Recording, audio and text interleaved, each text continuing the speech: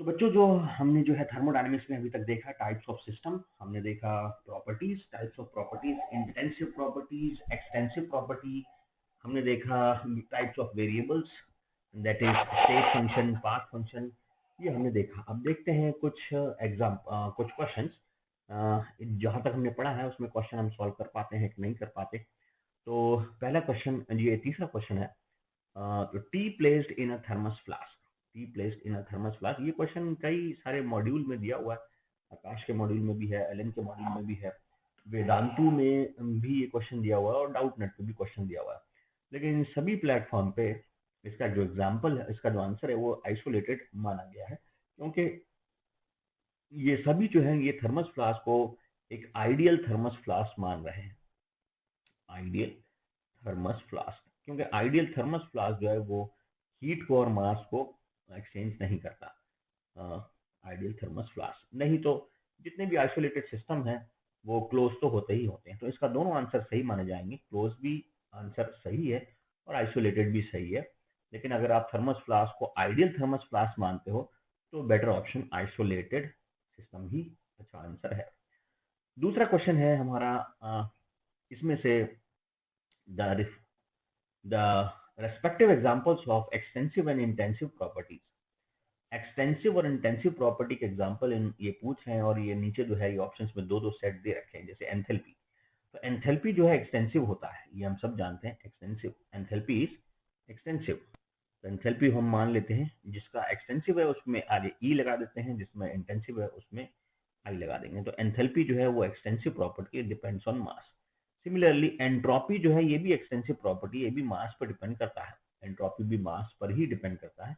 आगे जाके आप पढ़ोगे सेकंड लॉ ऑफ थर्मोडायनेमिक्स, उसमें आपको पता लगेगा कि एंट्रोपी एक नया फंक्शन है जो कि मास पर डिपेंड करता है। ऐसी एंट्रोपी जो है वो एक्सटेंसिव प्रॉपर्टी ही है, और एंथैल्पी अगेन हीट एनर्जी जो कि मास पर डिपेंड करता है, ज्यादा मास होगा तो ज्यादा एंथैल्पी चेंज होगा। एंट्रोपी जो है अगेन एक्सटेंसिव प्रॉपर्टी है। अब टेम्परेचर जो है ये इंटेंसिव प्रॉपर्टी है, ये मैं आपको पहले बता चुका हूँ, कैसे याद करा चुका हूँ कि किसी भी हेल्दी पर्सन का जो टेम्परेचर है वो 37 डिग्री सेल्सियस ही होता है, 98 डिग्री फ़ारेनहाइट ही होता है, उसके मास पे वो डिपेंड नहीं करता। इंसान मोटा हो पतला हो तो उसके मास पे डिपेंड नहीं करता। तो टेम्परेचर, प्रेशर, ये सब जो है वो इंटेंसिव प्रॉपर्टी है। अब टेम्परेचर जो है ये इंटेंसिव है और एंट्रोपी जो है ये एक्सटेंसिव है, लेकिन क्वेश्चन में जो ऑर्डर है वो एक्सटेंसिव को ई को पहले देखना है और आई को बाद में देखना है। तो हमारा जो एंट्रोपी जो है इसमें ई पहले है और आई जो है ये बाद में है, तो हमारा आंसर हो जाएगा थर्ड। अब फिफ्थ क्वेश्चन, फिफ्थ क्वेश्चन के अंदर which one the following is a state function, state function पूछ रहा है। तो स्टेट फंक्शन के अंदर वो फंक्शन या योग, वो वेरिएबल्स, स्टेट फंक्शन को स्टेट वेरिएबल भी बोल सकते हैं, स्टेट वेरिएबल्स, स्टेट वेरिएबल्स। तो ये जो है हमने देखा कि Q यानी कि हीट जो है और वर्क जो है, हीट और वर्क जो है ये हमारा पाथ फंक्शन होता है, ये पाथ पे डिपेंड करता है, पाथ फंक्शन और पाथ वेरिएबल, पाथ फंक्शन और पाथ वेरिएबल्स हैं ये, पाथ वेरिएबल भी बोल सकते हैं हम इनको, वेरिएबल्स। और Q प्लस डब्ल्यू जो है ये हमारा फर्स्ट लॉ ऑफ थर्मोडायनेमिक्स है कि Q प्लस डब्ल्यू ये होता है U, यानी delta U, delta U, delta Q plus W is equals to delta U। तो ये जो है हमारा डेल्टा U जो है ये हमारा स्टेट फंक्शन होता है, पाथ फंक्शन नहीं होता है। ध्यान रखिए, enthalpy change, internal energy change, entropy change, ये सब जो है ये हमारा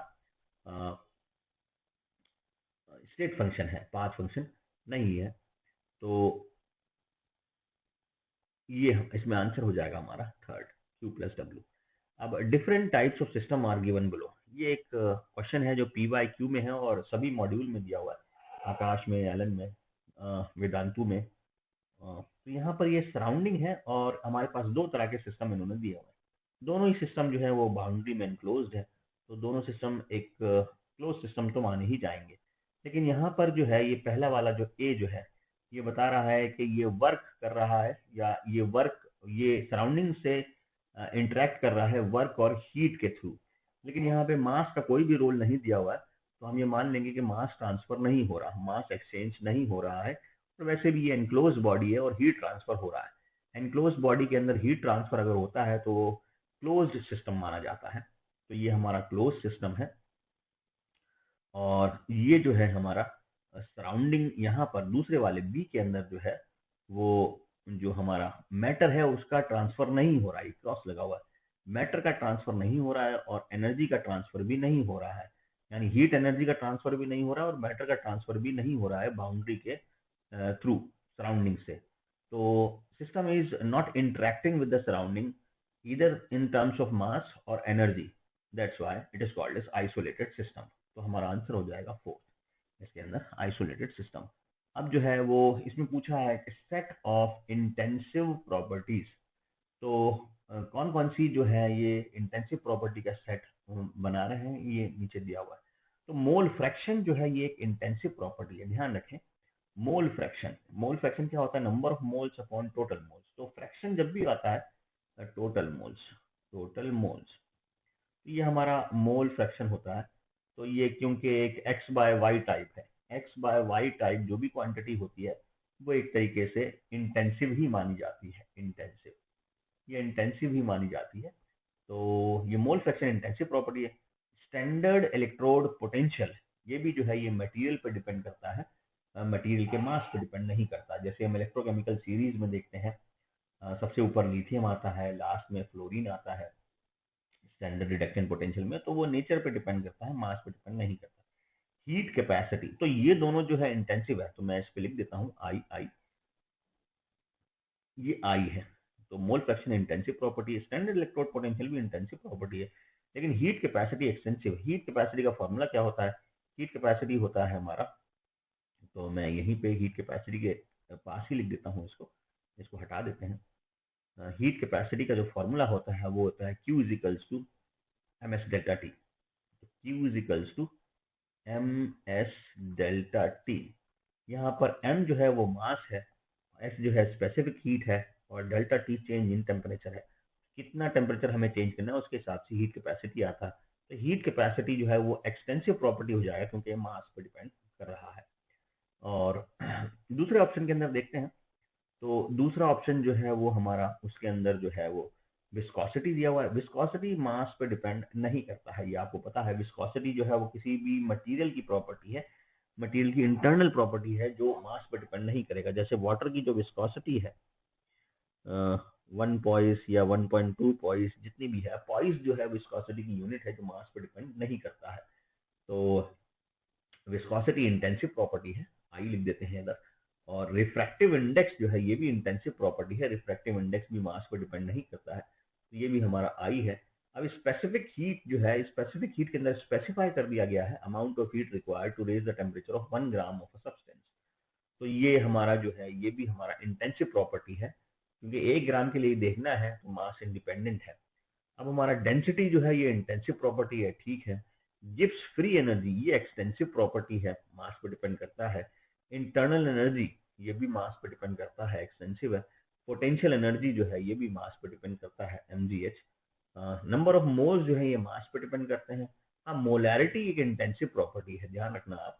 मोलैरिटी जो है ये इंटेंसिव प्रॉपर्टी है। मोल फ्रैक्शन एंड मोलैरिटी ये इंटेंसिव प्रॉपर्टी है। इलेक्ट्रोड पोटेंशियल हमारा अगेन ये इंटेंसिव प्रॉपर्टी है, लेकिन number of moles extensive property हो जाएगा। नंबर ऑफ मोल्स कैसे देते हैं, given mass upon total mass, तो मास पे डिपेंड कर रहा है। और what type of system does following represent, ये एक शॉर्ट आंसर टाइप क्वेश्चन है, ऑब्जेक्टिव नहीं है ये। तो इसमें ये पूछ रहा है कि ये जो दिए हुए हैं glass of water without lid, glass of water without lid, तो ये ओपन सिस्टम हो जाएगा, इट इज ओपन सिस्टम। तो ये जो है ये ओपन सिस्टम है, open system. A glass of water with lid, यानी ग्लास है और उसके ऊपर एक लिड लगा हुआ है, क्लोज कंटेनर है, तो ये क्लोज सिस्टम हो जाएगा, closed system. A glass of water placed in thermos flask, तो ये दोनों होगा, क्लोज भी होगा, और अगर ये थर्मस फ्लास्क को आइडियल मानते हैं, आइडियल थर्मस फ्लास्क, तो ये आइसोलेटेड भी हो जाएगा। तो मैं यहाँ पर आइसोलेटेड ही मान के चल रहा हूँ, क्योंकि मैक्सिमम बुक्स में इसे आइडियल ही मान रखा है, आइसोलेटेड सिस्टम। तो ये हमारे कुछ क्वेश्चन थे जो हमने करे। थर्मोडायनेमिक्स में अब आगे बढ़ते हैं और आगे पढ़ते हैं हम थर्मोडायनेमिक्स में कुछ और कंटेंट। थर्मोडायनेमिक्स में अब एक जो चीज है वो है प्रोसेस। तो थर्मोडायनेमिक प्रोसेस यानी सिस्टम में जो भी चेंज आ रहा है वो प्रोसेस कहलाता है। तो प्रोसेस प्रोसेस प्रोसेस क्या है कि any change the path through which a change is done in a system. तो अ पाथ, और हम लिख सकते हैं procedure, a procedure through which, a procedure और the conditions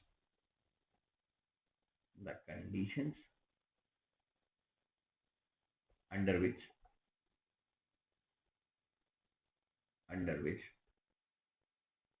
a change is done to a system. Change is done to a system. ये system के अंदर कोई भी हमने चेंज करा है अंडर गिवन कंडीशंस तो उसको हम प्रोसेस बोलते हैं। जैसे आप किसी सिस्टम का टेम्परेचर चेंज कर दें तो वो भी एक प्रोसेस है गिवन कंडीशन में, या जो है आप किसी सिस्टम का प्रेशर चेंज कर दें या टेम्परेचर चेंज कर दें, कुछ भी हम चेंज करें तो उसको हम प्रोसेस बोलते हैं। अब प्रोसेस जो है वो हमारा कई तरह का होता है।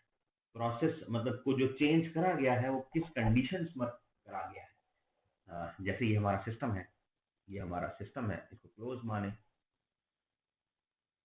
ये सिस्टम है। अब सिस्टम के कुछ वेरिएबल्स होंगे, ये सिस्टम है, अब इसको हम स्टडी कर रहे हैं। सिस्टम, अब इसको हम स्टडी कर रहे हैं तो दिस इज अंडर स्टडी। अब इसकी स्टडी क्या है तो पहले हम देखेंगे इसका हीट एनर्जी। क्यों देखेंगे? इसका इंटरनल एनर्जी चेंज देखेंगे, that is you. Heat energy change देखेंगे, इंटरनल एनर्जी चेंज देखेंगे, इसका टेम्परेचर चेंज देखेंगे, इसका प्रेशर चेंज देखेंगे, इसका वॉल्यूम चेंज देखेंगे। ये मेन है इसके अंदर।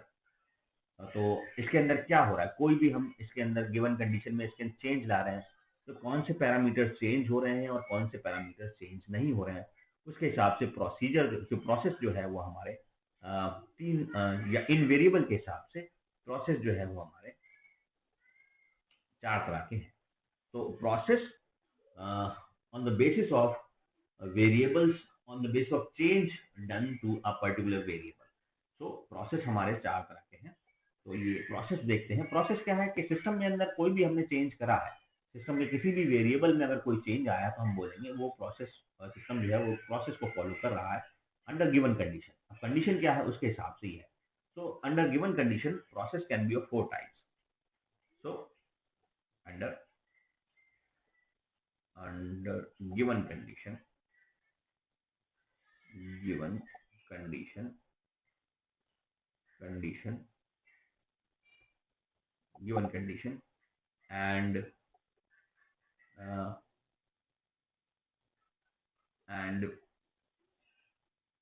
with respect to change of different variables, and with respect to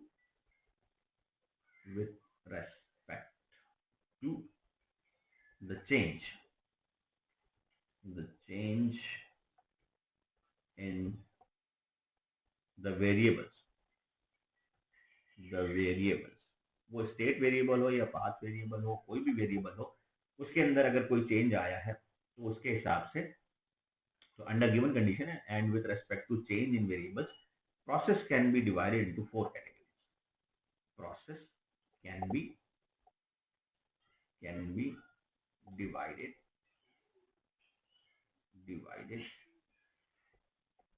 into 4 categories।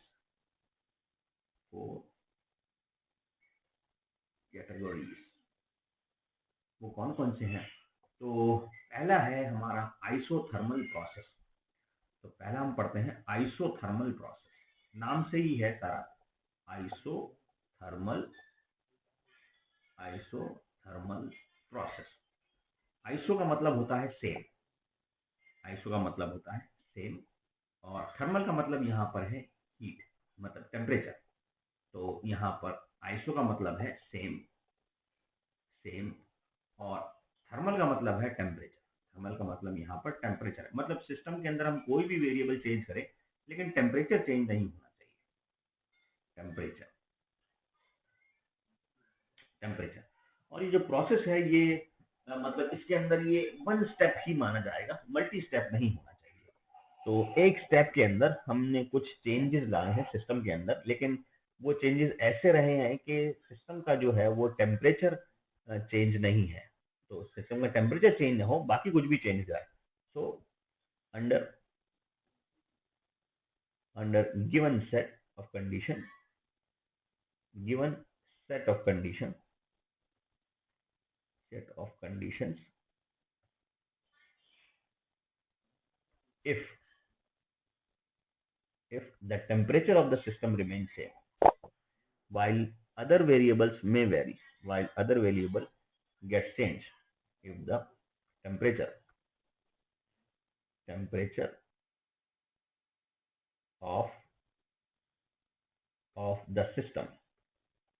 of the system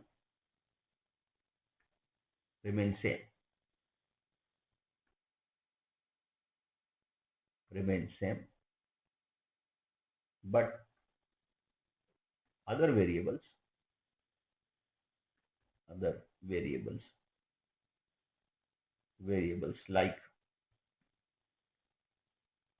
like pressure, volume, heat may change.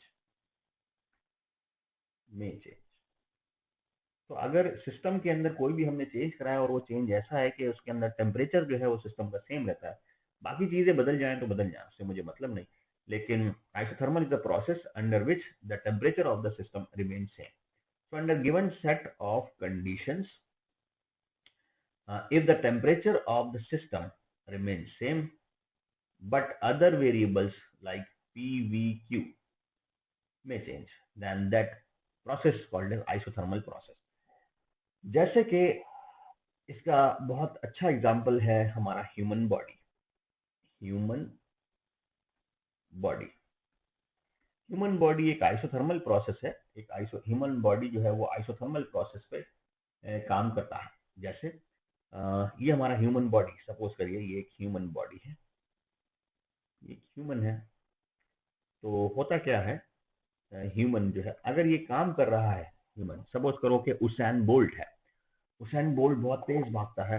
तो जब भी कोई इंसान काम करता है तो वो काम करने की वजह से उसकी बॉडी हीट अप हो जाती है। जैसे उसैन बोल्ट है, तो उसैन बोल्ट अगर भागता है बहुत तेज तो उसकी बॉडी हीट अप हो जाती है, तो अपनी बॉडी, उसका टेम्परेचर बढ़ने लगता है। तो बॉडी जो है अपने टेम्परेचर को रिलीज करने के लिए, टेम्परेचर को कम करने के लिए हीट रिलीज कर देती है। तो इसकी बॉडी में से हीट रिलीज होगी, तो जैसे ही हमारी बॉडी अगर गर्म होती है तो उसमें से हीट निकलने लगती है और उसका टेम्परेचर जो है वापस 98 डिग्री फ़ारेनहाइट या 37 डिग्री सेल्सियस वापस हो जाता है। तो हमारी बॉडी जो है वो हीट रेडिएट करती है अगर उसका इंटरनल टेम्परेचर बढ़ रहा है। तो और कभी अभी ऐसा भी होता है कि हमारी बॉडी के चारों तरफ जो है वो टेम्परेचर कम होता है। सर्दियों में हमारी बॉडी अगर ठंडी हो रही है, तो वो हमारा बॉडी जो है वो मसल एक दूसरे से, जो हमारा मसल्स है वो एक दूसरे में श्रिवलिंग होती है, मसल्स जो है एक दूसरे में फ्रिक्शन करती हैं और हीट जनरेट होता है, या हम जो है वो बॉडी में आपस में फ्रिक्शन करके हाथ पैर मल के जो है हम हीट जनरेट कर लेते हैं अंदर। तो हमारा बॉडी का टेम्परेचर हमेशा 37 डिग्री सेल्सियस ही रहना चाहिए, यानी कि 98 डिग्री फ़ारेनहाइट ही रहना चाहिए। तो वो हम रखते हैं हीट को एब्जॉर्ब करके या हीट को रिलीज करके।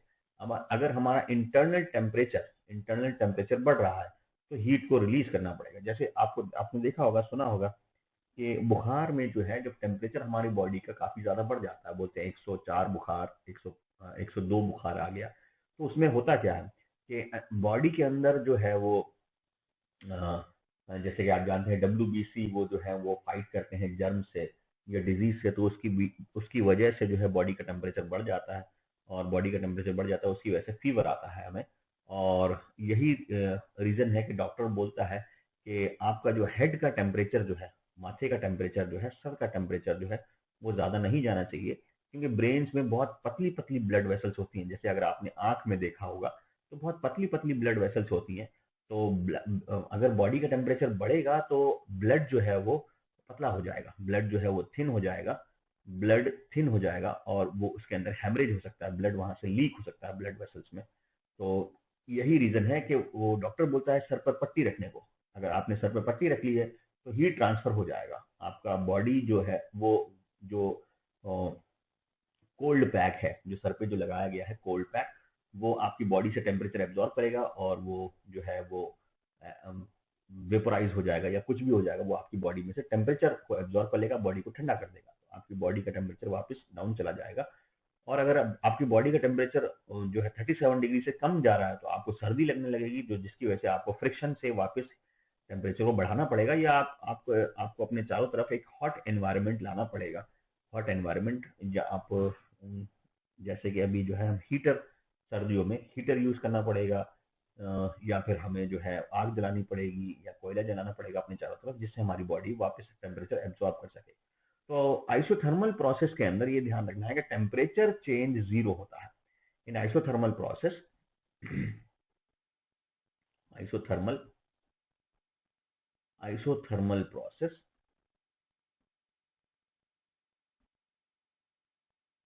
Process temperature change is zero.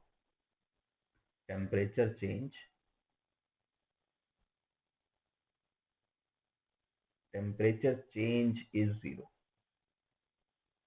is zero, that is delta T जो है, डेल्टा टी जो है वो जीरो होगा, यानी टी इनिशियल और टी फाइनल, ये कोई भी एक स्टेप सिस्टम ने जो है वो सिस्टम में आपने कुछ भी करा है, एक स्टेप में सिस्टम ने आपने कुछ भी करा है, तो ये इनिशियल टेम्परेचर है T1, और सपोज करो सिस्टम का जो है प्रेशर बदल गया, सिस्टम का प्रेशर जो है वो बदल गया, लेकिन फाइनल जो है टेम्परेचर अगेन जो है वो T2 ही है। तो T2 जो है वो अगेन T1 के बराबर ही है। तो डेल्टा T क्या होगा, T2 फाइनल माइनस इनिशियल। अब ये हो जाएगा हमारा जीरो, क्योंकि इनिशियल और फाइनल दोनों बराबर हैं, T2 is equal to T1 है, तो डेल्टा T भी जो है वो जीरो हो जाएगा। तो आइसोथर्मल प्रोसेस में सिस्टम जो है वो कोई भी वेरिएबल को चेंज कर लेगा, लेकिन टेम्परेचर को चेंज नहीं करेगा सिंगल स्टेप में। तो ये आइसोथर्मल प्रोसेस।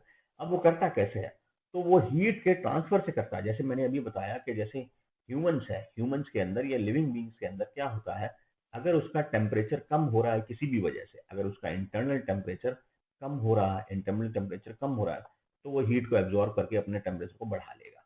तो मतलब अगर किसी को सर्दी लग रही है, उसका इंटरनल टेम्परेचर कम हो रहा है, तो उसको आग के चारों तरफ बैठना पड़ेगा, या उसके अपने चारों तरफ आग लगानी पड़ेगी, या कोयला जलाना पड़ेगा, या कुछ भी है, अपने चारों तरफ एक हॉट एनवायरनमेंट रखना पड़ेगा, चाहे वो एयर ब्लोअर से या हीटर से अपने आप को गर्म करे, तो अपने बॉडी टेम्परेचर को बढ़ाना पड़ेगा। तो यहाँ पर हीट ट्रांसफर हो रहा है। तो मतलब आइसोथर्मल प्रोसेस जो है वो, उसके अंदर वॉल्स जो होनी चाहिए सिस्टम की, वो कंडक्टिंग होनी चाहिए। अगर किसी भी वजह से टेम्परेचर अगर नीचे जा रहा है, तो वो हीट को एब्जॉर्ब करके वापस टेम्परेचर को बढ़ा लेगा, या किसी भी वजह से टेम्परेचर अगर बढ़ रहा है तो हीट को रिलीज करके टेम्परेचर को वापस कंट्रोल कर लेगा। तो आइसोथर्मल प्रोसेस, तो in isothermal process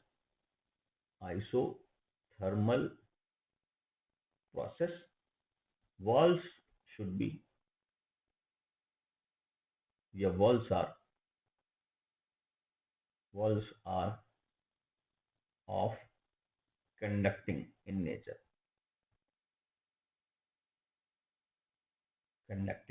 walls are of conducting nature।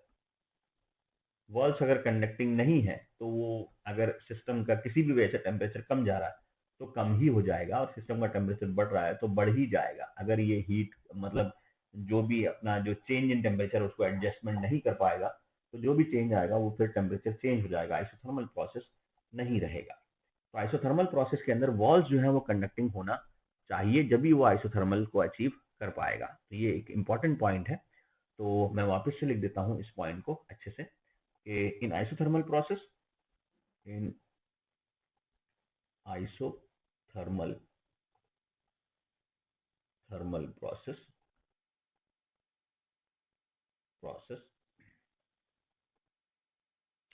delta T is equals to 0, delta T is equals to 0, but इसको वापस से बना लें, delta T is equals to 0, delta T is equals to 0, but heat change is not 0.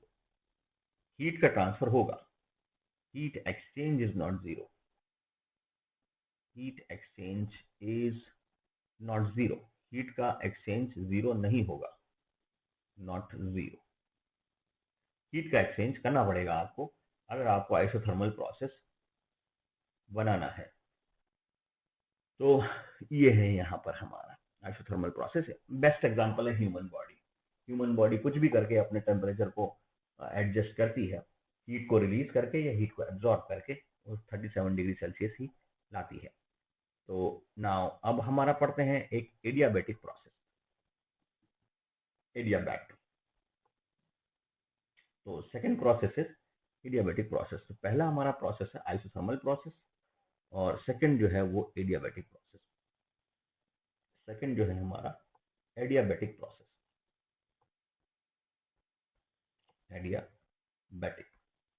Adiabatic process. Adiabatic process वो होते हैं जहां पर जो है वो हीट चेंज जो है वो 0 होता है। सिस्टम हीट ना तो बाहर देगा ना कहीं से अंदर लेगा।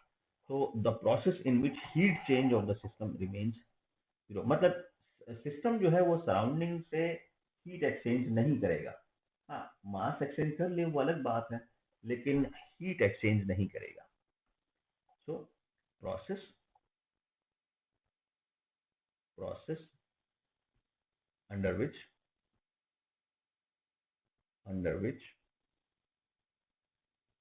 system can't exchange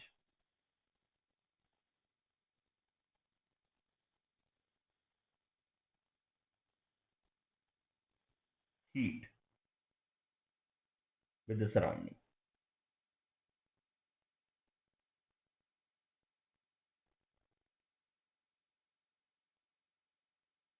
with the surrounding मतलब वो हीट एक्सचेंज नहीं करेगा सराउंडिंग से। तो वो जब ही एक्सचेंज नहीं करेगा जब वॉल्स जो है वो इंसुलेटर होगा। तो एडियाबैटिक प्रोसेस के लिए walls of the system should be insulator. ये walls of the system, walls, ये हीट ट्रांसफर जब ही नहीं करेगा जब वॉल्स इंसुलेटर होगा। जैसे ये सराउंडिंग है, सराउंडिंग, और ये जो है ये हमारा सिस्टम है। तो सिस्टम और सराउंडिंग में हीट एक्सचेंज जब ही रुकेगा जब वॉल्स जो है वो इंसुलेटर होगा, हीट ट्रांसफर नहीं होगा, क्योंकि अगर वॉल्स कंडक्टिंग होगी तो हीट ट्रांसफर हो जाएगा। ये हमारा सिस्टम है, सिस्टम। तो walls should be of insulating nature. तो वॉल्स जो है वो इंसुलेटिंग नेचर की होना चाहिए, जिसकी वजह से डेल्टा क्यू जो है वो 0 हो जाएगा। हीट एक्सचेंज नहीं होगा।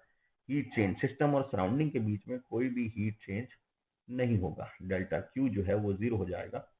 हाँ, यहाँ पर डेल्टा टी जो है वो 0 नहीं होगा। डेल्टा टी जो है वो 0 नहीं होगा। मतलब क्या है, जैसे आपका कोई ये सिस्टम है, या आप मान के चलो, इसका जो एग्जांपल है वो है बस्टिंग ऑफ टायर्स। जो टायर्स होते हैं, टायर्स वो रबर के बने होते हैं। जैसे मैं ये बोल दूं ये टायर है, इसके अंदर एयर भरा हुआ है, और एयर जो होती है कंप्रेस्ड एयर होती है। Air is compressed air, highly compressed, बहुत ज्यादा प्रेशर पे हवा भरी जाती है। एयर कंप्रेसर के थ्रू जो है ये हवा भरी जाती है। तो एयर जो है ये कंप्रेस्ड एयर है। कंप्रेस्ड एयर का मतलब ये जो है यहाँ पर एयर जो है उसकी डेंसिटी बहुत ज्यादा है। एयर के जो पार्टिकल्स हैं बहुत ज्यादा पास में है, एयर के जो मॉलिक्यूल्स हैं बहुत ज्यादा पास में।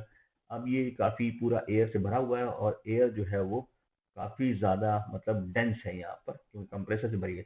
अब टायर जो है जब ये चलता है, तो इसके एयर के जो पार्टिकल्स हैं वो आपस में कोलाइड करते हैं, जिसकी कोलिजन की वजह से एयर का टेम्परेचर, एयर का काइनेटिक एनर्जी बढ़ता है। एयर का काइनेटिक एनर्जी बढ़ जाएगा। अब काइनेटिक एनर्जी हमें पता है 3/2 आर टी या के टी होता है। आर होता है 1 मोल के लिए। तो एयर का काइनेटिक एनर्जी जो है वो डायरेक्टली प्रोपोर्शनल होता है टेम्परेचर के। Kinetic energy directly proportional to temperature. तो अगर काइनेटिक एनर्जी बढ़ रहा है तो टेम्परेचर भी बढ़ जाएगा, या टेम्परेचर अगर बढ़ रहा है तो काइनेटिक एनर्जी भी बढ़ जाएगा। तो यहाँ पे कोलिजन बहुत ज्यादा होता है मॉलिक्यूल्स के बीच में, जिसकी वजह से इसका जो है वो टेम्परेचर बढ़ जाता है। अब टेम्परेचर जो है वो बढ़ता रहता है अंदर, क्योंकि जो वॉल्स हैं जो टायर की वो इंसुलेटिंग नेचर की हैं, वो हीट को रिलीज नहीं कर पाती। तो अंदर का जो है वो टेम्परेचर जो है वो बढ़ता चला जाता है। अंदर का टेम्परेचर बढ़ता ही चला जाता है और एक टाइम ऐसा आता है टायर जो है वो बस्ट हो जाता है। तो ये होता है हमारा जहाँ पर इंसुलेटिंग नेचर होगा किसी भी चीज का, तो वहां पर जो है वो किसी भी प्रोसेस की वजह से सिस्टम का जो है टेम्परेचर बढ़ सकता है या कम भी हो सकता है। तो दोनों चीजें हो सकती हैं। यहाँ पे टेम्परेचर चेंज जीरो नहीं होता है, टेम्परेचर कम भी हो सकता है, बढ़ भी सकता है, लेकिन हाँ हीट चेंज जो है वो जीरो होगा। सिस्टम और सराउंडिंग के बीच में कोई भी हीट एक्सचेंज नहीं होगा। तो यहाँ पे वॉल्स जो है वो इंसुलेटिंग होगा और एडियाबेटिक जो है वो एक तरीके से क्लोज सिस्टम ही माना गया है, क्योंकि यहाँ पे क्लोज होना चाहिए, अभी जो है वो हीट एक्सचेंज हम रोक पाएंगे। ओपन के अंदर तो हीट एक्सचेंज हो जाता है। तो यहाँ पर जो है ये टायर जो है, बस्टिंग ऑफ टायर, ये एडियाबेटिक प्रोसेस को हम देखते हैं sudden phenomena. Adiabatic is a sudden phenomena. Adiabatic is a very fast process. तो एडियाबेटिक प्रोसेस अगर जो है वो एक फास्ट प्रोसेस होता है। एडियाबेटिक प्रोसेस और फास्ट प्रोसेस और फास्ट प्रोसेस। लेकिन आइसोथर्मल प्रोसेस जो है ये स्लो प्रोसेस होते हैं, ये आप ध्यान रखिएगा। आप isothermal process are slow process. Isothermal बहुत स्लोली स्लोली चलते हैं। जैसे हमारा बॉडी टेम्परेचर जो है वो भी धीरे धीरे ही बढ़ता है, एकदम से नहीं बढ़ जाता है। जैसे अगर कोई इन्फेक्शन है या कुछ है तो वो उसको 24 घंटे या 25 घंटे लगते हैं। तो isothermal process is a slow process. Isothermal process is a slow process. लेकिन एडियाबैटिक जो है वो सडन और फास्ट प्रोसेस होता है। तो जब भी आप सडन देखो या रैपिड प्रोसेस देखो तो मतलब आप समझ लेना वो एडियाबैटिक प्रोसेस है। फास्ट प्रोसेस और सडन प्रोसेस, सडन प्रोसेस, ये सडन एकदम से होता है। तो जैसे bursting of tyre, example, bursting of tyre, bursting of tyres, और bursting of clouds, bursting of tyres और बस्टिंग ऑफ क्लाउड्स,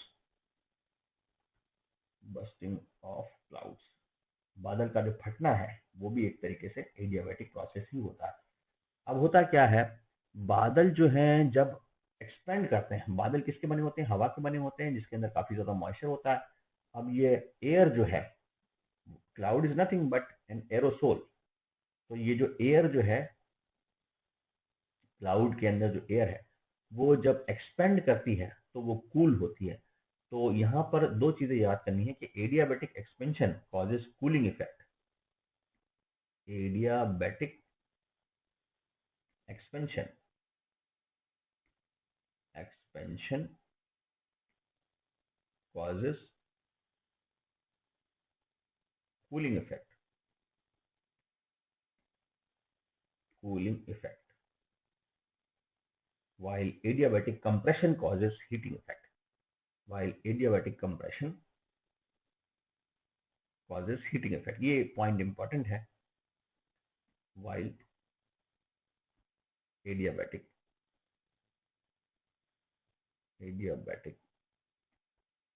compression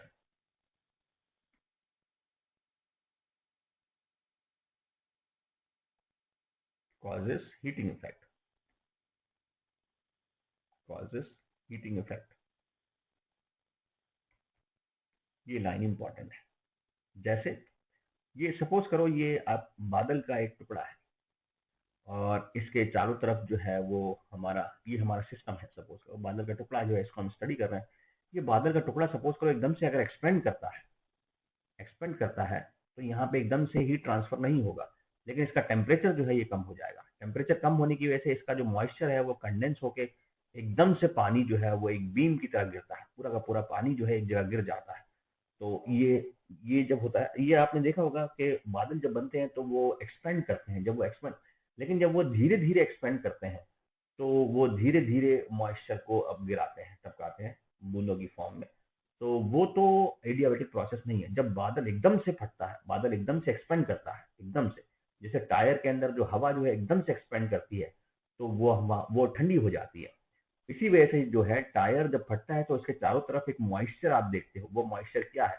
वो मॉइस्चर अंदर की जो टायर की जो हवा है, ये जब बाहर निकलती है तो वो जो है वो ठंडी हो जाती है और उसके अंदर जो मॉइस्चर है वो कंडेंस हो जाता है और ये वाटर की ड्रॉपलेट्स बन के टायर के चारों तरफ बिखर जाता है और टायर जो ऐसा लगता है गीला हो गया। ऐसी बादल जो है वो एकदम से जब एक्सपेंड करते हैं तो उनका टेम्परेचर एकदम से नीचे चला जाता है। तो बादल का टेम्परेचर जैसे ही नीचे जाता है तो उसके अंदर का जो पानी है वो एकदम से नीचे गिर जाता है बीम की तरह। ऐसा लगता है पानी की जो है एक बीम गिर गई है, बूंदों में ना गिर के, बल्कि ऐसा लगता है कि ऊपर से जो है वो नल खोल दिया गया है, बड़ा सा शावर खोल दिया, पूरा का पूरा पानी वो वहां पर एकदम से डाल देता है, जिसकी वजह से बाढ़ आ जाती है। तो एडियाबैटिक जो है प्रोसेस वो सडन प्रोसेस होता है, एकदम से होता है। एडियाबैटिक के अंदर हीट चेंज नहीं हो पाता है, ग्रेजुअल हीट चेंज नहीं हो पाता है, एकदम से जो है वो एक्सपेंशन, एकदम से कंप्रेशन जो है ये भी हमारा एडियाबैटिक प्रोसेस ही है। जैसे हम किसी गैस को, किसी भी कंटेनर को जब आप एकदम से, जैसे है तो इस कंटेनर को आपने एकदम से अगर बंद करा है, एकदम से आपने पिस्टन को नीचे गिरा दिया है तो इसके अंदर की जो हवा है उसका टेम्परेचर बढ़ जाएगा। तो adiabatic compression causes heating effect, ये लाइन इंपॉर्टेंट है, और adiabatic expansion causes cooling effect. Just आपको ये याद करना है कि क्लाउड्स का जो एक्सपेंशन है, क्लाउड्स एक्सपेंशन जो है वो कूलिंग इफेक्ट करता है, तो वो बस्टिंग ऑफ क्लाउड्स कहलाता है। तो जब हवा फैलती है तो ठंडी होती है, और जब हवा सिकुड़ती है यानी हवा कंप्रेस होती है तो वो गर्म हो जाती है। तो एडियाबैटिक, अब हवा जो है वो इंसुलेटर है, इसलिए वो उसका फैलना और कंप्रेस होना एक तरीके से एडियाबैटिक प्रोसेस ही माना जाएगा। तो एडियाबैटिक प्रोसेस जो है सडन प्रोसेस होते हैं। अब हमारा जो है वो हमारा है आइसोकोरिक। थर्ड प्रोसेस है isochoric. Isochoric process. Isochoric isochoric वो प्रोसेस होते हैं जहां पे सिस्टम का जो वॉल्यूम है वो, आइसो का मतलब होता है सेम, और कोरिक बना है वॉल्यूम से। तो आइसो का मतलब है सेम, और कोरिक का मतलब है वॉल्यूम। तो वो प्रोसेस, तो those process under which volume of the system remain same. हाँ, सिस्टम का कुछ और बदल सकता है, सिस्टम का जो है प्रेशर बदल जाए, टेम्परेचर बदल जाए, उसकी इंटरनल एनर्जी बदल जाए, हीट बदल जाए, हीट कंटेंट बदल जाए, कुछ भी हो जाए, लेकिन उसका जो वॉल्यूम है ये चेंज नहीं होगा। तो प्रोसेस अंडर विच, या process in which volume of the system remains same, system remains same, volume of system remains same, system का जो वॉल्यूम है ये सेम रहेगा। फॉर एग्जांपल अगर ये हम पिस्टन माने तो इसका जो वॉल्यूम है ये नहीं चेंज होगा, मतलब ये अगर 3 लीटर है तो 3 लीटर ही रहेगा। टेम्परेचर बदल सकता है, delta T may not be 0, delta P may not be 0, pressure नहीं बदलेगा, delta U may not be 0, pressure बदल सकता है, टेम्परेचर बदल सकता है, प्रेशर बदल सकता है, इंटरनल एनर्जी जो है ये भी बदल सकती है, लेकिन इसका वॉल्यूम जो है ये नहीं बदलेगा, यानी डेल्टा वी जो है यहाँ पर 0 होगा। अब होता यह है कि आइसोकोरिक प्रोसेस में वर्क नहीं करता। हमें पता है कि वर्क जो है वो सरफेस फिनोमिना है, जब इस पिस्टन की सारी सरफेस जो है वो इंटैक्ट है, क्योंकि अगर वॉल्यूम सेम है तो वॉल्यूम को चेंज नहीं आएगा, वॉल्यूम चेंज नहीं होगा तो बाउंड्री जो है ये इसके अंदर कोई चेंज नहीं आएगा। तो डेल्टा वी अगर 0 है तो वर्क डन भी इसके अंदर 0 हो जाएगा, क्योंकि वर्क जो है वो सरफेस फिनोमिना ही है। वर्क डन कैसे 0 होगा ये भी हम पढ़ेंगे, तो जनरल आइडिया देता हूँ। तो वर्क होता है गैस के केस में pressure into volume, volume change. अगर वॉल्यूम चेंज जीरो है तो यानी कि वॉल्यूम चेंज जीरो है तो प्रेशर इनटू जीरो, ये हमारा वर्क डन भी जीरो हो जाएगा। तो आइसोकोरिक के अंदर वर्क डन जीरो होता है। तो isochoric process are the process in which volume change is zero, hence work done will be zero. अब जो है हमारा आइसोबेरिक प्रोसेस है, आइसोबेरिक प्रोसेस। आइसोकोरिक प्रोसेस जो है वो आप इसका एग्जांपल ये मान सकते हैं कि जो कोई गैस है, ये कोई गैस है 3 लीटर, ये अंदर कोई कंटेनर है, ये 3 लीटर का है।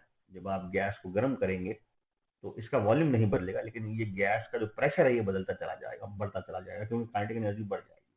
तो आइसोकोरिक जो है उसके अंदर वॉल्यूम चेंज जीरो होता है, आइसोकोरिक के अंदर वॉल्यूम चेंज जीरो होता है। ठीक है, अब नया जो है वो हमारा है आइसोबेरिक प्रोसेस, फोर्थ प्रोसेस है isobaric process, isobaric process, बेरिक process, ये फोर्थ प्रोसेस है हमारा isobaric process, fourth process. Iso का मतलब अगेन सेम होता है और बार जो है वो यूनिट है प्रेशर की। तो आइसोबेरिक के अंदर आइसो का मतलब सेम और बेरिक मतलब प्रेशर, बेरिक मतलब pressure, bar is the unit of pressure, pressure. So the process under which pressure of the system remain same, हाँ कुछ और बदल सकता है उसका। तो process, process under which pressure of the system remains same,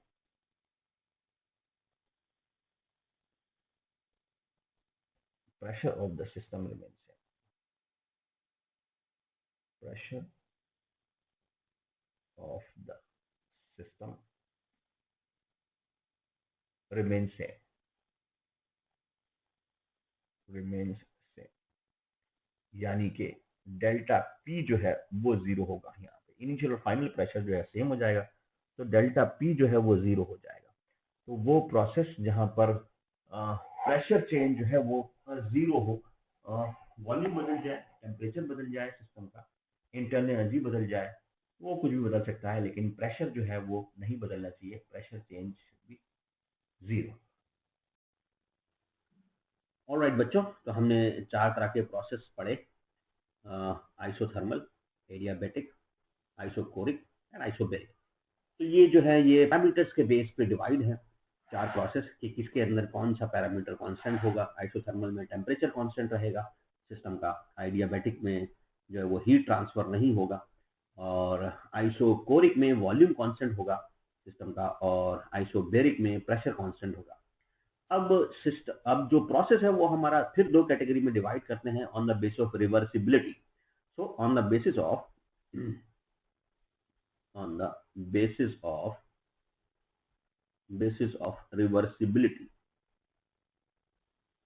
reversibility process can be divided into 2 categories।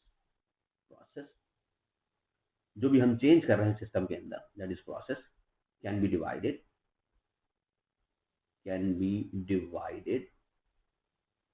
into 2 categories, या in 2 categories, in 2 categories। एक होता है रिवर्सिबल प्रोसेस और एक होता है इरिवर्सिबल प्रोसेस। इनको समझते हैं। पहले हम देखते हैं रिवर्सिबल प्रोसेस। तो देखते हैं ये 2 तरह के process on the basis of reversibility. तो पहला है हमारा, फर्स्ट इज रिवर्सिबल प्रोसेस।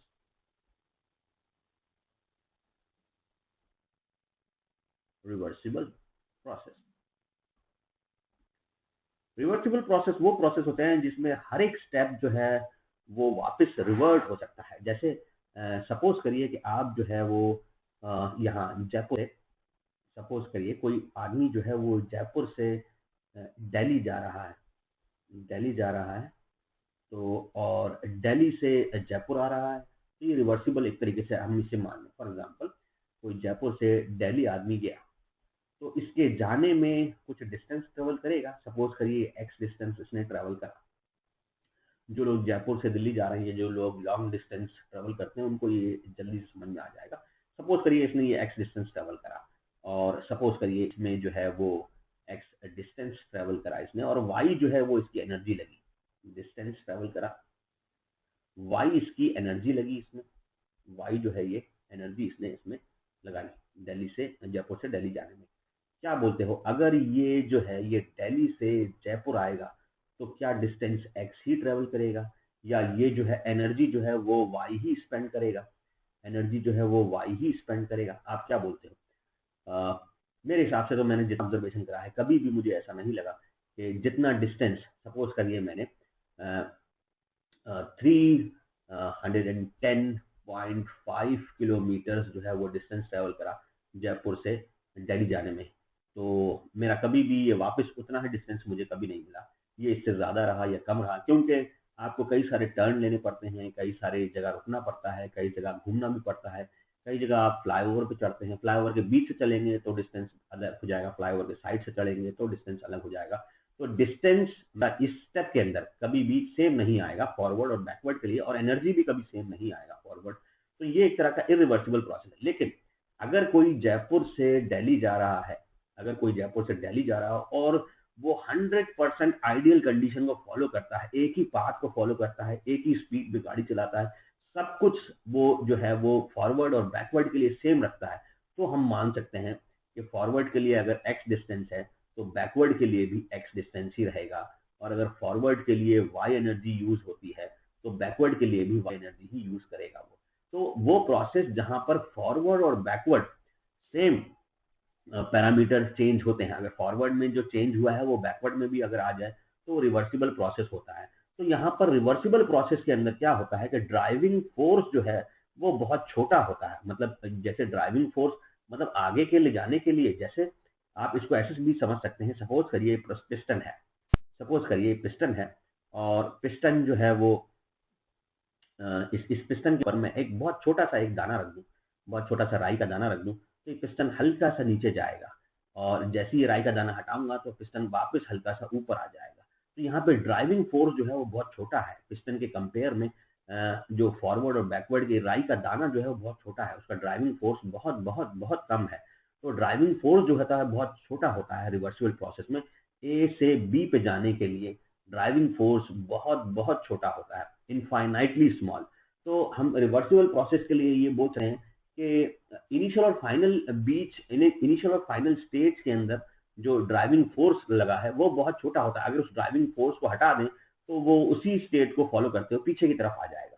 मतलब पिस्टन जो है, यहाँ पर पिस्टन जो है राई के दाने की वजह से अगर हल्का सा नीचे गया है, ये राई का दाना मैंने डाला तो पिस्टन जो है वो नीचे अगर गया है तो राई का दाना हटाने की वजह से पिस्टन वापस ऊपर आ जाएगा।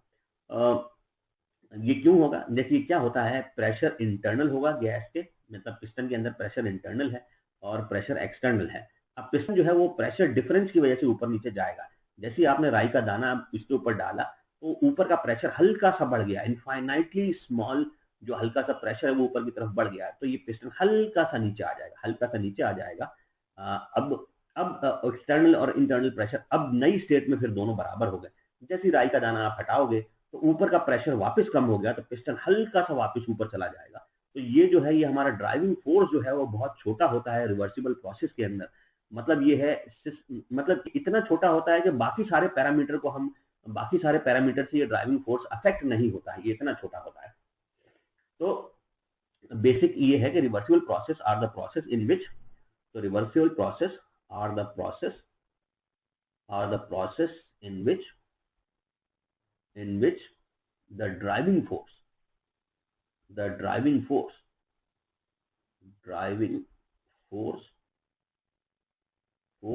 is infinite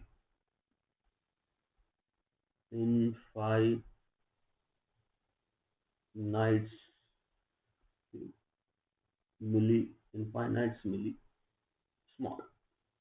तो ए से बी के ले जाने के लिए जो ड्राइविंग फोर्स लगा है वो इतना छोटा है कि अगर इसको हटा दूं तो वो वापस पीछे की तरफ आ जाएगा उसी पाथ को फॉलो करते हुए। जैसे आपने जो है सपोज करिए ये ए है, आपने जो है वो 1 मीटर गाड़ी आगे चलाई और 1 मीटर पीछे ही चलाई, तो यहाँ पर आप सारी कंडीशंस को नेग्लेक्ट करते हैं, कोई टर्न नहीं है आपके ऊपर, कोई एयर का प्रेशर आप ज़्यादा कुछ अफेक्ट नहीं करेगा, फ्रिक्शन ज़्यादा अफेक्ट, रोड की कंडीशन अफेक्ट नहीं करेगी।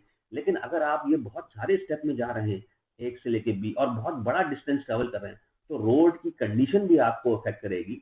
आने जाने की जो रोड की कंडीशन है, क्योंकि हमें पता है कि हमारे जो ड्यूअल लेन है, जाने का रास्ता अलग, आने का रास्ता अलग है, लेकिन अगर इनकी कंडीशन अलग अलग है तो ये यहाँ पर हमारा जो फॉरवर्ड और बैकवर्ड जो है वो सेम पैरामीटर चेंज नहीं होगा। फॉरवर्ड में एक्स डिस्टेंस लगा है तो बैकवर्ड में वो एक्स नहीं आएगा, अगर फॉरवर्ड में वाई एनर्जी लगी है तो बैकवर्ड में वो वाई एनर्जी नहीं आएगी, क्योंकि यहाँ पे कंडीशंस बहुत ज़्यादा चेंज हो जाएंगी। लेकिन अगर वो ड्राइविंग फोर्स बहुत बहुत छोटा है तो फॉरवर्ड और बैकवर्ड जाने में हमें ज़्यादा चेंज या कोई भी चेंज हमें नहीं मिलेगा।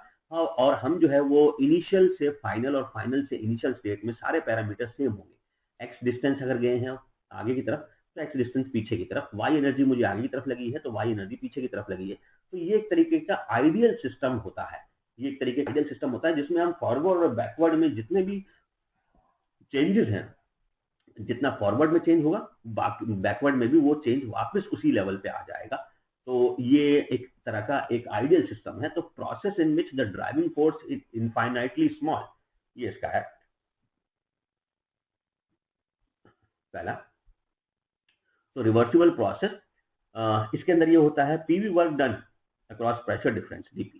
तो यहाँ पे इसको हम गैस को बाद में पढ़ेंगे। अब reversible heat transfer takes place across the temperature difference, हम देख सकते हैं ये जो है it is an ideal process, it is an ideal process, ये एक आइडियल प्रोसेस होता है। और इसमें जो है एफिशिएंसी मैक्सिमम आती है, इसमें जो है वर्क जो है मैक्सिमम आता है, क्योंकि हम सारे जो पैरामीटर्स हैं उसको नेग्लेक्ट कर सकते हैं। और इसमें एफिशिएंसी जो है, efficiency of system is maximum, efficiency of system is maximum. तो सिस्टम की काम करने की जो एफिशिएंसी होती है मैक्सिमम होती है। और ये जो है रिवर्सिबल प्रोसेस जो है वो इनफाइनाइट टाइम लेता है, बहुत बहुत बहुत छोटे स्टेप्स में लगता है। फॉर एग्जांपल आप जयपुर से दिल्ली जा रहे हैं तो आप एक एक सेंटीमीटर अगर आप बढ़े आगे, एक सेंटीमीटर आगे बढ़े, फिर एक सेंटीमीटर आगे बढ़े, फिर एक सेंटीमीटर, तो यहाँ पे ड्राइविंग फोर्स फॉरवर्ड और बैकवर्ड के लिए बहुत छोटा है, लेकिन इसमें आपको टाइम बहुत ज्यादा लग जाएगा, इनफाइनाइट टाइम लग जाएगा। तो reversible process takes infinite time to complete, reversible process takes infinite time,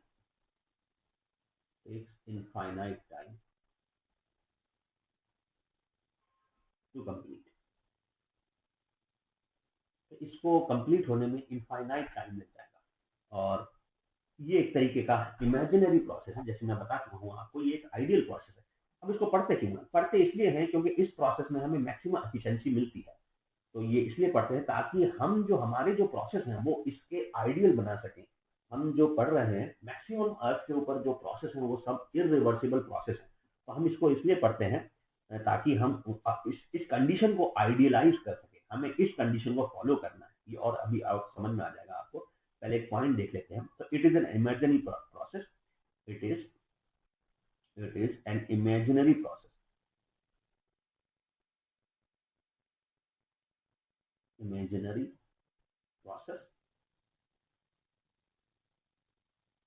and cannot be realized in actual practice, क्योंकि and can't be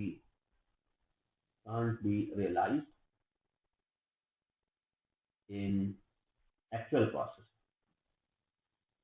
actual या कंडीशन, ये एक्चुअल कंडीशन, हमारी जो रियल कंडीशन है उसमें हम इसको नहीं कर सकते। बस एक आइडियल प्रोसेस है, क्योंकि हमारे यहाँ पर पैरामीटर्स बहुत ज़्यादा हैं। आप जब भी हमारा जो सराउंडिंग है उसमें इतने ज़्यादा पैरामीटर हैं कि वो जो ड्राइविंग फोर्स है एक तो इनफाइनाइटली स्मॉल हो नहीं सकता इनिशियल से फाइनल जाने तक, और दूसरा जो है वो फॉरवर्ड और बैकवर्ड आने में हमेशा कभी भी सेम कंडीशन मुझे नहीं मिल पाएगी कभी भी, क्योंकि यहाँ पर पैरामीटर चेंज इतने बहुत ज़्यादा है।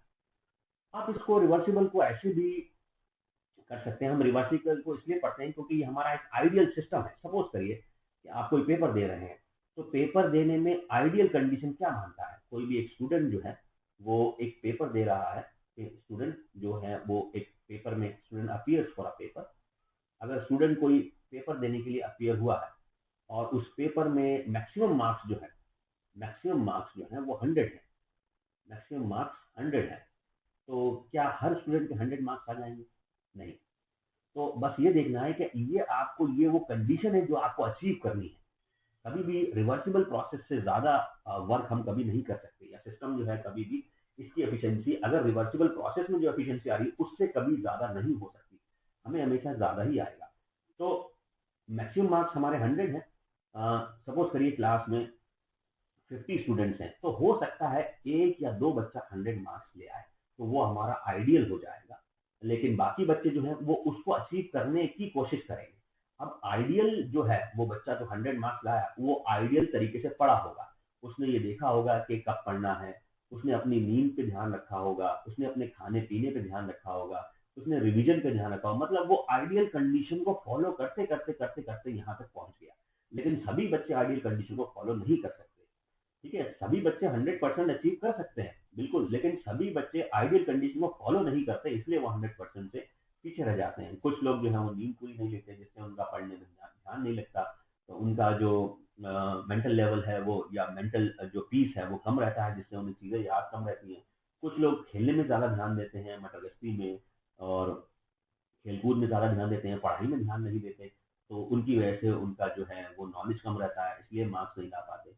कुछ लोग लिखने में देरी कर देते हैं, क्वेश्चन छूट जाते हैं आने के बाद भी। कुछ लोग लिखते ऐसा है कि टीचर को पढ़ने में समझ में नहीं आता। तो मतलब ये जो है ये आइडियल कंडीशन के अपोजिट कंडीशन है।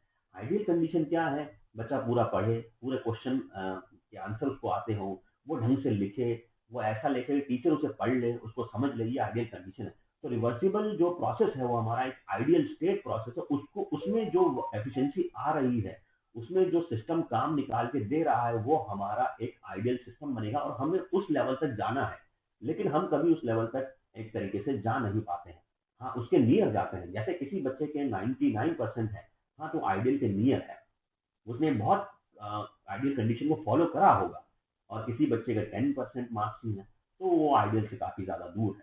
तो मतलब ये है कि रिवर्सिबल प्रोसेस एक आइडियल प्रोसेस माना गया है, जिसमें जो सिस्टम जो है वो मैक्सिमम वर्क निकाल के देता है आपको, जो सिस्टम की जो एफिशिएंसी है वो मैक्सिमम वर्क देती है। तो लेकिन हम मैक्सिमम टाइम या मैक्सिमम कंडीशंस में हम रिवर्सिबल प्रोसेस को अचीव नहीं कर पाते, लेकिन हमें उसको अचीव, हमारा हमारे लिए वो आइडियल सिस्टम है। अब जो रिवर्सिबल नहीं है वो इरिवर्सिबल है, ऑब्वियस है। रिवर्सिबल नहीं है वो इरिवर्सिबल है। अब इरिवर्सिबल में ड्राइविंग फोर्स बहुत ज्यादा बड़ा होता है, मतलब ए से बी में जाने में एकदम से वो चला जाता है। तो मतलब ये है, अब जो हमारा दूसरा प्रोसेस है वो इरिवर्सिबल प्रोसेस है। Irreversible, irreversible process, irreversible process. अब इरिवर्सिबल प्रोसेस क्या है? वो प्रोसेस जिसमें ड्राइविंग फोर्स बहुत ज्यादा बड़ा होता है ए से बी में जाने में। जैसे जयपुर से दिल्ली गए तो यहाँ पे ड्राइविंग फोर्स बहुत ज्यादा बड़ा है। आप एकदम से मोटरसाइकिल को चलाते हो और चलते चले जाते हो, तो ड्राइविंग फोर्स, वो मोटरसाइकिल कभी पीछे नहीं आएगी अगर जब तक आप एक्सीलेटर देते रहोगे। ठीक है, तो मतलब यही है कि जो ड्राइविंग फोर्स है वो बहुत ज्यादा बड़ा होता है। तो in this process, in this process, in this process, the driving force, the driving force force is large and finite, and finite, काफी ज्यादा बड़ा होता है ड्राइविंग फोर्स। सिस्टम आगे जा रहा है तो आगे ही भागता चला जाता है, कभी वो पीछे की तरफ आ नहीं पाएगा, और कभी आप उसे पीछे लाना भी चाहे तो वो आइडियल कंडीशन में पीछे नहीं आ पाएगा। अब इसमें होता क्या है? इसमें ये एक रियल प्रोसेस है। हम जो हमारे डे टू डे लाइफ में जो प्रोसेस करते हैं, तो it is a real process, it is a real process. ये एक या दो स्टेप में ही हो जाता है प्रोसेस, और it takes finite time for completion. ये सब पॉइंट्स उसके उल्टे हैं रिवर्सिबल के। It takes finite time, finite time to complete. Finite time to complete.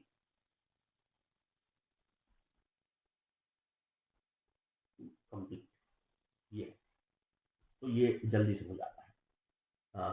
और ये जो है ये हमारा नेचुरल और रियल प्रोसेस है। Reversible process sorry irreversible process are natural and real while reversible process are not natural or real. So irreversible process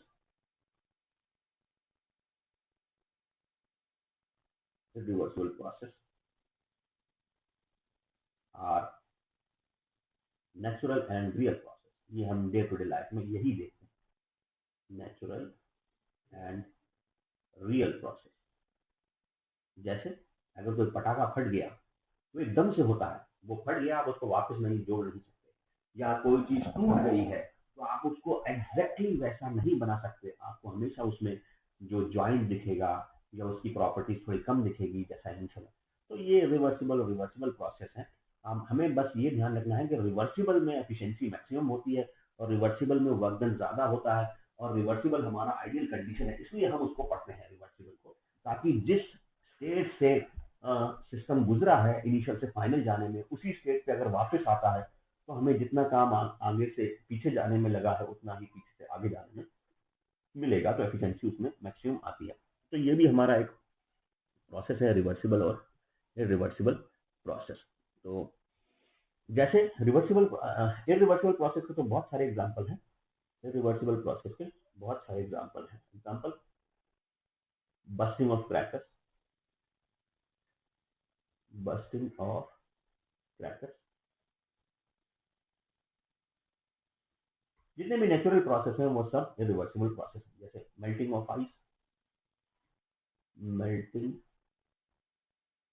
of ice, ये सब इरिवर्सिबल अपने मतलब वो मेल्टिंग ऑफ आइस में जो है वो हीट जो है जितनी एब्जॉर्ब होगी, और जब आप उस आइस को वैसा ही बनाएंगे तो वो थोड़ा सा चेंज आएगा। वो डिपेंड करेगा आपका एटमॉस्फेरिक कंडीशन पे, क्योंकि जिस कंडीशन में आइस मेल्ट हो रही है बिल्कुल वैसी कंडीशन में जब आप आइस जमाएंगे तो वैसी कंडीशन तो नहीं होगी, चेंज हो जाएगी, ऑब्वियस है। तो ये हमारे दो तरह के और प्रोसेस हैं, रिवर्सिबल और इरिवर्सिबल प्रोसेस। तो ये हमारा बेसिक कुछ एक इंट्रोडक्शन है टाइप्स ऑफ प्रोसेस का। अब हमारे दो और प्रोसेस होते हैं, साइक्लिक और एसाइक्लिक प्रोसेस, देखते हैं उसको। ओके स्टूडेंट्स, तो बढ़ते हैं अपने नेक्स्ट टॉपिक पर। अब जो हम पढ़ेंगे वो है एक ऐसा, ये दो प्रोसेस ऐसे हैं जो कहलाते हैं साइक्लिक और नॉन साइक्लिक प्रोसेस। एक बार आप वापस देख लें, प्रोसेस जो है इसके अंदर क्या होता है, सिस्टम के वेरिएबल्स चेंज होते हैं। हम सिस्टम पर जो है कोई चेंज लाते हैं जिसकी वजह से सिस्टम में चेंज आता है, वो प्रोसेस कहलाता है। अब ये प्रोसेस जो है वेरिएबल कौन सा चेंज हो रहा है कौन सा चेंज नहीं हो रहा है उसके बेस पे चार तरह के हैं, आइसोथर्मल, एडियाबेटिक, आइसोकोरिक, आइसोबेरिक, और रिवर्सिबल है कि नहीं। रिवर्सिबिलिटी के बेस पे दो तरह का है, रिवर्सिबल है कि नहीं है। अगर रिवर्सिबल है तो रिवर्सिबल प्रोसेस कहलाएगा, रिवर्सिबल है तो रिवर्सिबल प्रोसेस कहलाएगा। रिवर्सिबल प्रोसेस बहुत स्लो होते हैं, रिवर्सिबल प्रोसेस बहुत फास्ट होते हैं। अब जो प्रोसेस है ये दो, ये एक है साइक्लिक प्रोसेस, साइक्लिक प्रोसेस, और एक है non cyclic process and non cyclic process, non cyclic process.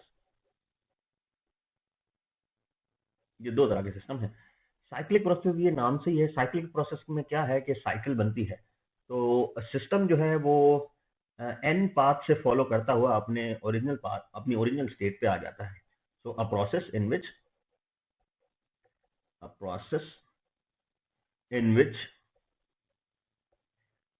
which system is subjected to a series of changes, system is subjected to a series of changes, subjected to a series of changes,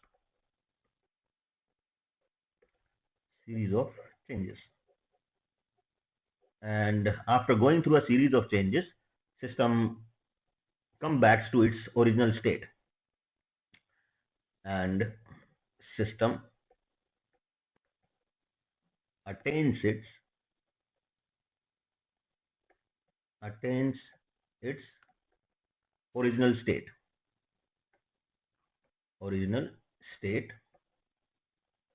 after going through a series of changes. After going through n number of changes.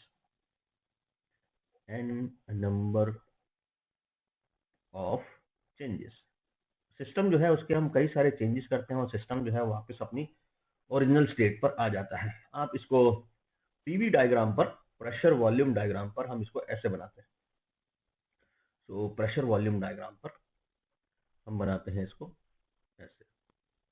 तो ये ले लेते हैं x Y, ये हमारा हो जाएगा x axis यानी प्रेशर, और ये हो जाएगा वॉल्यूम। सपोज करिए कोई इनिशियल जो वेरिएबल्स हैं सिस्टम के, वो ये है। सिस्टम के जो वेरिएबल्स है ये पॉइंट है जहां पे प्रेशर सिस्टम का P1 है, वॉल्यूम सिस्टम का V1 है और टेम्परेचर हम मान लेते हैं T1 मान लेते हैं। अब सपोज करिए सिस्टम जो है वो किसी एक प्रोसेस से ये चला गया है ए स्टेट से बी स्टेट पर, जहां पर इसका जो प्रेशर है वो सपोज करिए अभी P1 ही है, वॉल्यूम जो है वो V2 है और टेम्परेचर जो है वो T2 हो जाएगा। तो यहाँ पे वेरिएबल बदल गए, हालांकि यहाँ पे 2 ही वेरिएबल बदले हैं। अब सिस्टम जो है वापस दूसरे किसी चेंज से वापस अपनी ओरिजिनल स्टेट पे आ जाता है। ये यहाँ पर आ गया, तो सिस्टम जो है वापस अपनी ओरिजिनल स्टेट में आ गया। तो साइक्लिक प्रोसेस के अंदर जो है वो पीवी डायग्राम में क्लोज लूप बनता है। तो साइक्लिक प्रोसेस ये हो जाएगा हमारा। तो मतलब सिस्टम जो है वो फर्स्ट चेंज जो है ये फर्स्ट चेंज है और सेकंड चेंज में जो है वो सिस्टम वापस अपनी ओरिजिनल स्टेट को अचीव कर लेगा। तो ये सेकंड चेंज है। तो system passed through n number of stages, n number of changes, and it attains its original position. So ये है। नॉन साइक्लिक में ऐसा नहीं होगा। नॉन साइक्लिक में क्या होगा? So in non-cyclic process,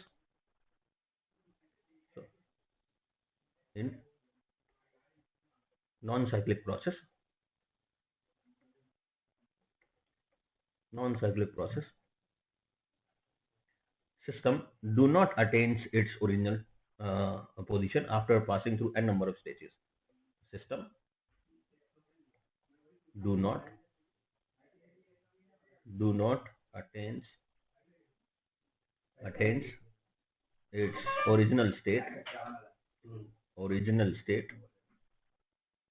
state after passing through n number of stages. After passing through n number of stages. After passing through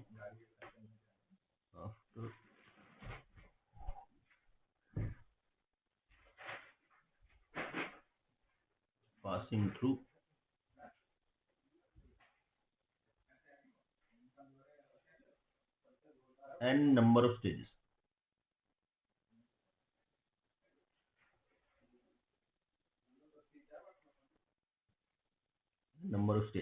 तो ये जो है सिस्टम जो है अपनी ओरिजिनल स्टेट को फॉलो, अगर अपनी ओरिजिनल स्टेट पे नहीं आ पाता है through n number of stages, n number of changes के बाद, तो ये नॉन साइक्लिक प्रोसेस कहलाएगा। नॉन साइक्लिक प्रोसेस जो है वो ओपन लूप सिस्टम होता है पीवी डायग्राम में। तो ये जो है ये ओपन लूप सिस्टम, ये हम बना लेते हैं non cyclic process. Non cyclic process में जो है वो ओपन लूप सिस्टम होता है। तो in non cyclic process we have an open loop system.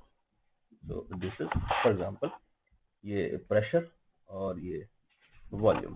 तो प्रेशर वॉल्यूम फॉर एग्जांपल यहाँ पर सिस्टम का जो प्रेशर है वो P1 है, वॉल्यूम जो है वो V1 है और टेम्परेचर जो है ये T1 है। अगर ये जो है ये फर्स्ट चेन से ये यहाँ पर आ गया, यहाँ पर जो प्रेशर जो है ये P2 है, वॉल्यूम जो है ये V2 है और टेम्परेचर जो है ये T2 है। ये नॉन साइक्लिक हो गया। या फिर ये किसी और प्रोसेस से पीछे की तरफ आ गया यहाँ पर, तो ये P3 आ जाएगा, V3 और T3। ये जो है ये नॉन साइक्लिक प्रोसेस है। तो नॉन साइक्लिक प्रोसेस में पीवी जो कर्व्स होते हैं वो क्लोज लूप नहीं बनाते, ये ओपन ही रहते हैं। तो this is the basic difference between cyclic and non cyclic process. अब साइक्लिक प्रोसेस में क्या होता है कि जो हमारे स्टेट फंक्शंस हैं वो चेंज नहीं होते हैं, क्योंकि स्टेट फंक्शन जो है स्टेट पे डिपेंड करते हैं, इनिशियल और फाइनल स्टेट पे डिपेंड करते हैं, और सिस्टम जो है वो अपनी ओरिजिनल स्टेट को अचीव कर चुका है। सो इन cyclic process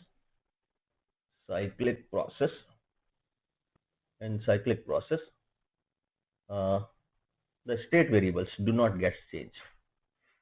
The state variables do not get changed. The state variables do not get changed.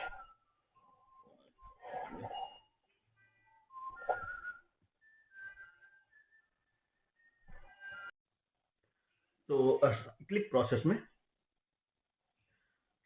Process में स्टेट वेरिएबल्स चेंज नहीं होते हैं, state variables do not gate changed.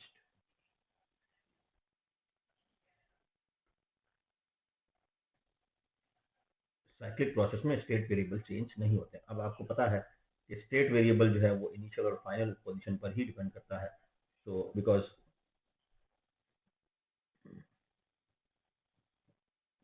state variables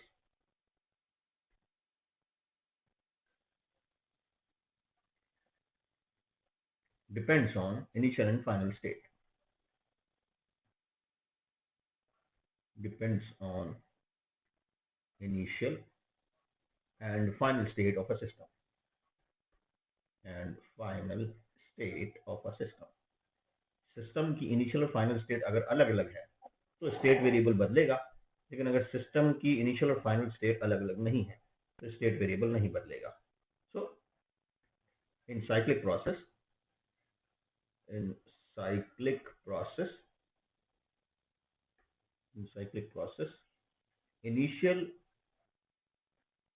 initial and final state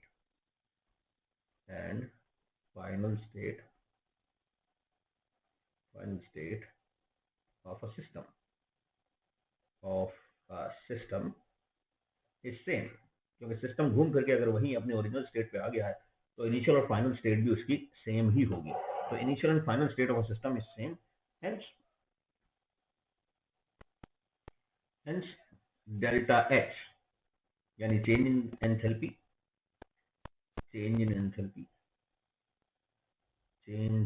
ये ध्यान रखें कि change zero होगा, लेकिन अगर आप बोलेंगे एंथैल्पी जीरो हो जाएगी तो वो जीरो नहीं होगा, क्योंकि एंथैल्पी जो है वो एग्जैक्ट पैरामीटर है और चेंज जो है ये एक वेरिएबल है। तो यहाँ पे डेल्टा एच जो है ये जीरो होगा।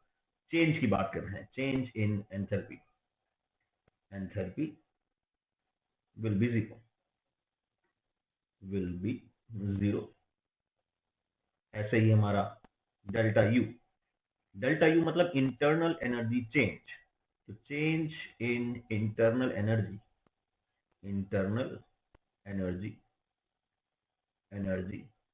विल बी जीरो, ये जीरो होगा।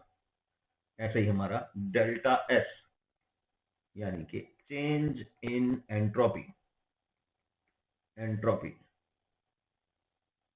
भी जीरो होगा। डेल्टा जी भी जीरो हो जाएगा, यानी change in Gibbs free energy, तो change in Gibbs free energy ये भी जीरो होगा। तो change in Gibbs free energy ये भी जीरो होगा, क्योंकि ये जो सब चीजें हैं ये सब जो है ये स्टेट फंक्शन है, पार्ट फंक्शन नहीं है। So all these are state functions.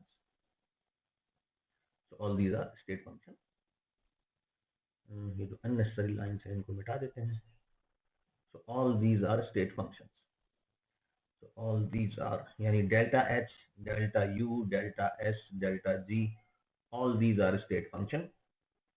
और स्टेट फंक्शन जो है वो साइक्लिक प्रोसेस में उनके ऊपर कोई चेंज नहीं आता, उनकी वैल्यू जीरो नहीं होती, ये ध्यान रखना, लेकिन उनमें चेंज जीरो होता है।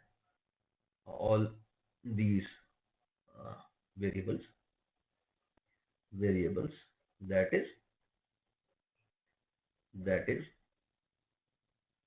Delta H, delta H, delta U, delta S, delta G, ये सब जो है all are state variables, hence hence hence there will not be any change in this property. There will not be any change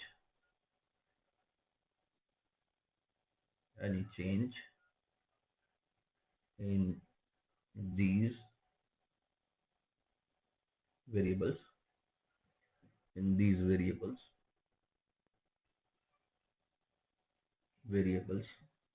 in cyclic process,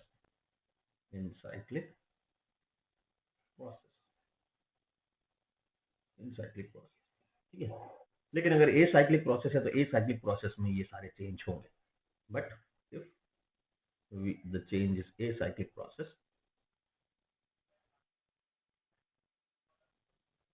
but if the process is acyclic, then these variables, that is delta H change, enthalpy change, delta U internal energy change, delta S entropy change, Gibbs free energy change, all will not be zero. ये सब जो है ये zero नहीं होंगे, will not be zero, change इनके अंदर zero नहीं आएगा।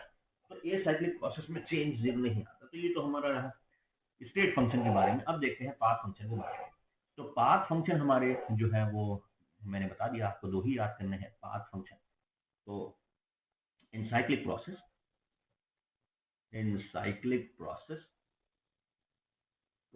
path function is not zero. Change in path function, ये बोलना चाहिए, change in path function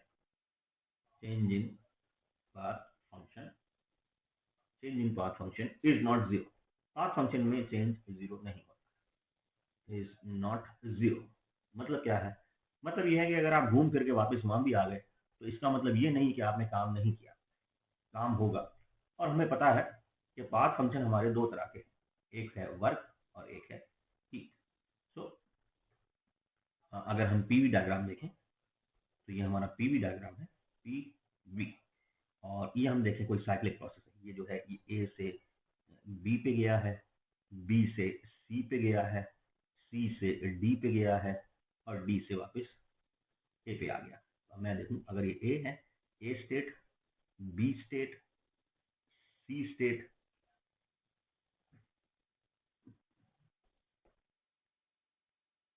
ये हमारा आ जाएगा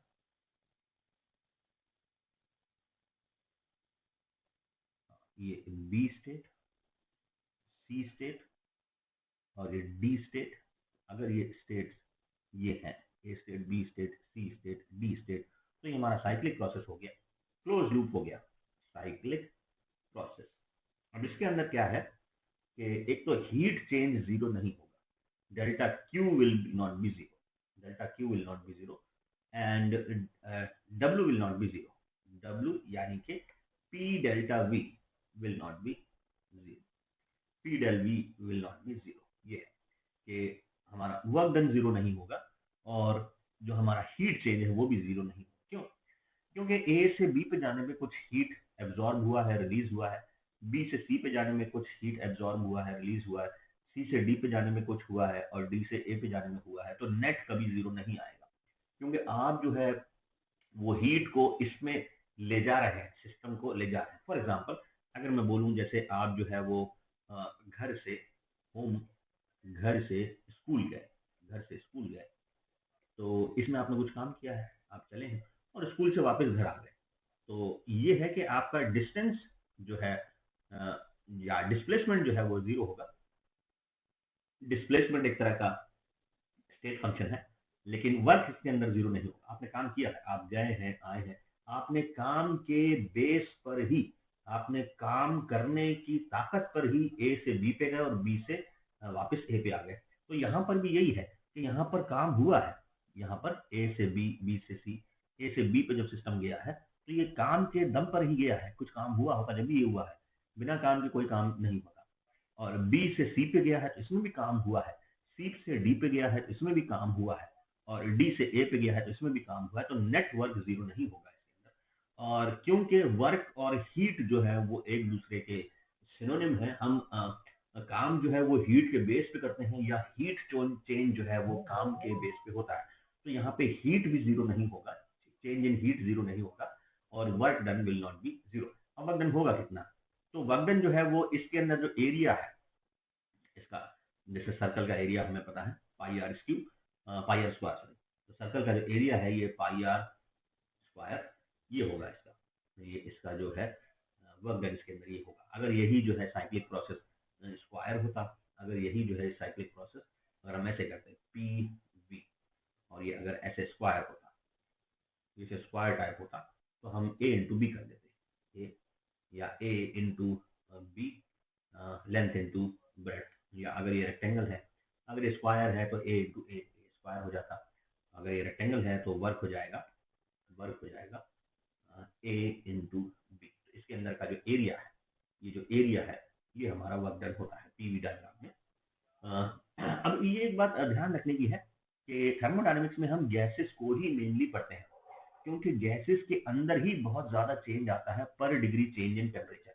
गैसेस जो है बहुत ज्यादा चेंज शो करती हैं, जैसे ही आप टेम्परेचर चेंज करेंगे तो गैसेस बहुत ज्यादा चेंज शो करेगी, लिक्विड सॉलिड जो है वो चेंज शो नहीं करते हैं।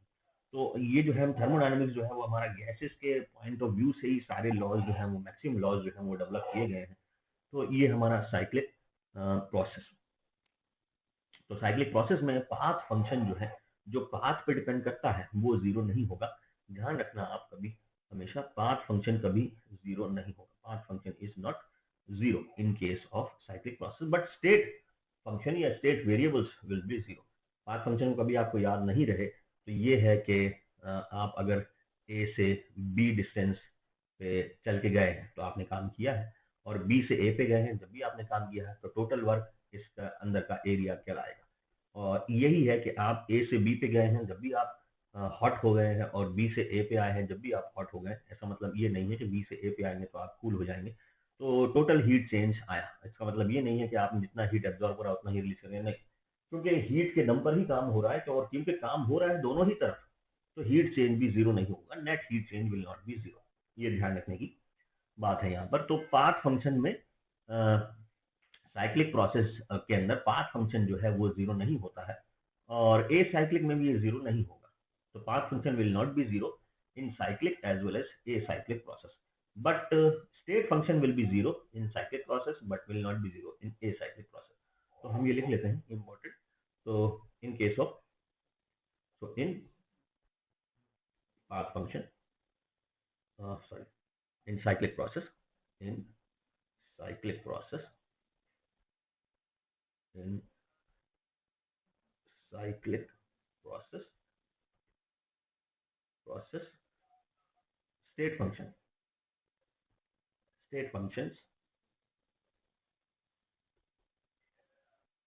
state function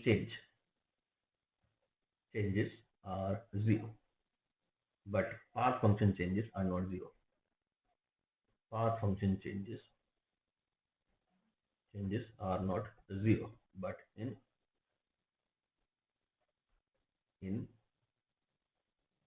acyclic process,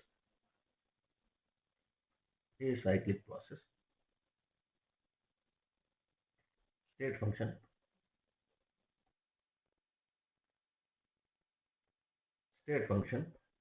changes are not zero in, ये मैं इसको कंटिन्यू लिखना चाहिए क्योंकि कई बार जो है वो समझने में दिक्कत आती है। ए साइक्लिक कंटिन्यूस एक ही वर्ड, असाइक्लिक नहीं है, वो ए साइक्लिक है। क्वेश्चन को आगे भी कभी आप क्वेश्चन करें तो ध्यान से देखें, ये ए साइक्लिक, असाइक्लिक, असाइक्लिक और ए साइक्लिक में फर्क है। तो ये अगर ए इसके साथ मिला हुआ है तो ये ए साइक्लिक हो जाएगा, और अगर मिला हुआ नहीं है तो असाइक्लिक हो जाएगा, तो हम उसकी बात कर रहे हैं। तो in a cyclic process state function changes will not be zero, and similarly path function path function changes will not be 0, ये इंपॉर्टेंट है। तो ये सारे हमारे प्रोसेस हो गए। प्रोसेस के बेस पे एक तो चेंज इन वेरिएबल के बेस पे, चेंज कौन सा चेंज जो है वो कांस्टेंट चल रहा है, आइसोथर्मल, आइसोबेरिक, एडियाबैटिक, आइसोकोरिक, और एक रिवर्सिबिलिटी के बेस पे, रिवर्सिबल है या रिवर्सिबल, और एक साइक्लिक है या नॉन साइक्लिक। तो अभी देखते हैं इसमें थोड़े क्वेश्चंस, अभी तक जो हमने पढ़ा उसमें कुछ क्वेश्चंस देखते हैं।